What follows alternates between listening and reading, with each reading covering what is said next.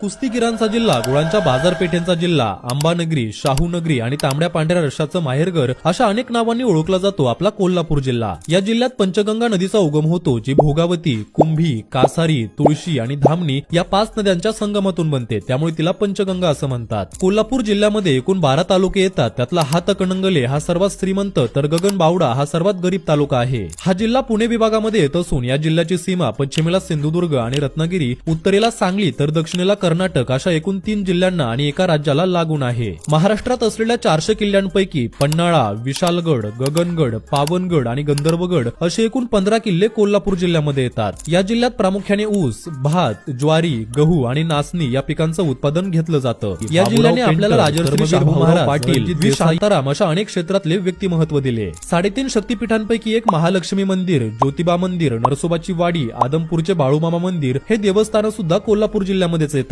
कोल्हापूरमध्ये तांबडा पांढरा रस्सा, मिसळ, भाकरी, कटवडा, कोल्हापुरी मटण हे प्रसिद्ध खाद्यपदार्थ आहेत। जीआय टॅग असलेली कोल्हापुरी चप्पल, महाराष्ट्राचं मँचेस्टर म्हणून ओळखलं जाणारं इचलकरंजी शहर, महाराष्ट्रात सर्वात जास्त गुळाचं उत्पादन, मराठी चित्रपट सृष्टीची पायाभरणी हे सगळं कोल्हापूरमध्ये झालं। तर शेअर करा हा व्हिडिओ प्रत्येक कोल्हापूरकरांसोबत आणि